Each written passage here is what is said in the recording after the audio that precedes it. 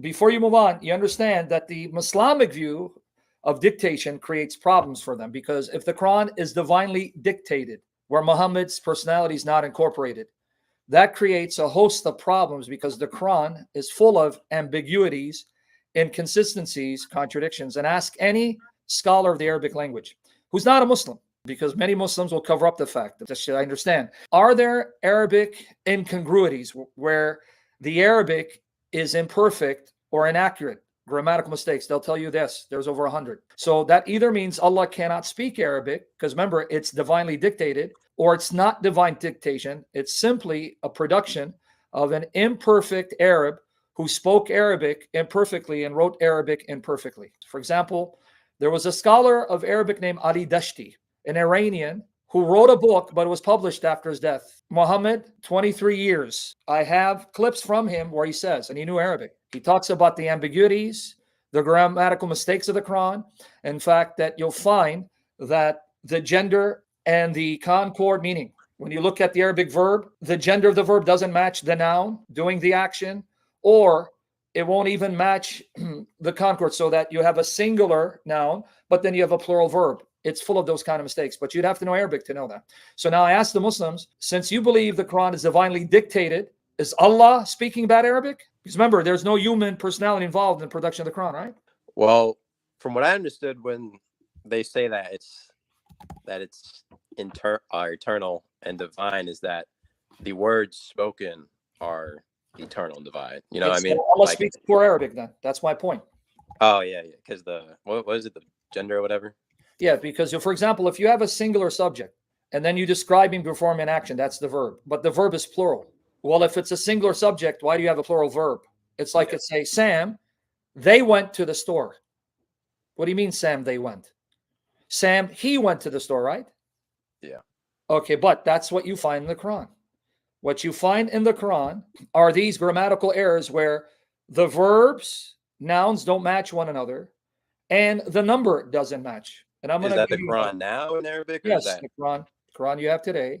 The ambiguities are there. So that means they had 14 years to clean up the mistake, but they didn't do it because that's how the Quran came down to them. So who made those mistakes? Allah or the writer, the copyist? Because remember, there is no human personality involved, right? Yeah. So how do you explain those? And I'll get you an article so you don't think I'm making it up. You're going to see it. Let me just get it here. Some grammatical mistakes of the Quran. Here you go. With the Quran, however, you cannot give me the historical context of the Quran. This is why you need the traditions that come 100 to 200 years after the Quran supposedly was written. Are you aware of this? Say that again. The Quran, if you just take the Quran, you cannot tell me when the Quran was composed and by whom. It doesn't give you an historical context. This is why you're dependent. You are dependent on traditions that come over 100 years after when the Quran was reportedly composed. For example, if I tell you. You mean like the hadiths and all that? Yes, that's what you need. Because if I say, show me in the Quran when the Quran was composed.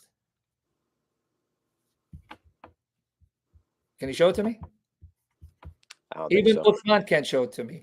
Neither Sneeko, because they can't. It's not in the Quran. And if I say, who is Muhammad? The name Muhammad only appears 4 times in the Quran. Only 4 times. So now if I ask you, who is this Muhammad? When was he born? Show me from the Quran. You can't. And whenever the Quran mentions prophet, say, O prophet, say. How do you know who's being addressed? Who's the prophet? You'd say Muhammad. I go, where'd you get that from? Where does it say Muhammad? I'll give you an example. Now, by the way, I sent you another article. Here it is. Save these articles and go study. See if I'm lying. Here's another one. I'll keep them. You see the links? Now, let me read what Ali Dashti said about the grammatical mistakes of the Quran. Are you ready? Now here, quote, the Quran contains sentences which are incomplete and not fully intelligible without the aid of commentaries. And he's absolutely spot on. Foreign words, unfamiliar Arabic words, and words used with other than the normal meaning. And by the way, in the articles, I quote Muslim sources admitting this. In the article, you'll see the citations by Muslim sources. And words used with other than the normal meaning. Adjectives and verbs inflected without observance of the concords of gender and number. They don't agree. Illogically and ungrammatically applied pronouns, which sometimes have no referent. You don't know what it's referring to. And predicates, which in rhyme passages are often remote from the subjects. You don't even know where the subject is. It's so far distant into the text. These and other such aberrations in the language have given scope to critics who deny the Quran's eloquence. The problem also occupied the minds of devout Muslims. It forced the commentators to search for explanations and was probably one of the causes of disagreement over readings. Got it? Mm-hmm. All right. Now, let me give you an example of what I mean that without these, not make heads or tails out of the Quran. I'm just going to give you a few. I want you to see what the Muslims are not telling you. What they're not telling you. Because either they don't know or they're deceiving you. And this is a fact. I'm not lying.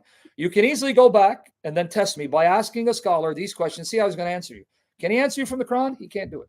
And he's going to come up with some lame excuse. But here, I'm going to show you. I'm going to just show you one verse. And I want you to tell me what this is referring to. Chapter 17, verse 1. Glorified be he who carried his servant by night from the inviolable place of worship to the far distant place of worship, the neighborhood whereof we have blessed, that we might show him of our token. Lo, only he is the hearer and the seer. Now, this says inviolable place of worship. Well, it says masjid, mosque. So if I asked you, it says, glorified be he who carried his servant. Who's the servant? I mean, I assume Muhammad, but I guess there's no context. Prove it. So this is what I would say to Uthman Sneeko. Prove it. Show me it's Muhammad. Show me it's Muhammad. Open up the chapter, read the entire chapter. Show me it's Muhammad. Secondly, just from the Quran, where is the inviolable place of worship? Masjid al-Haram. From the Quran, show me where this place is. They'll tell you, oh, it's Kaaba, Mecca. Where do you see that in the verse? Where does the verse say Mecca or Kaaba? Where'd you get that from? And then he was taken to the far distant place of worship. Where is the far distant place of worship? Distant place from what location? You can't answer that, can you? Because the Quran has no context. Even when it tells you Muhammad, who's this Muhammad? When was he born? Where did he minister? The Quran is a joke.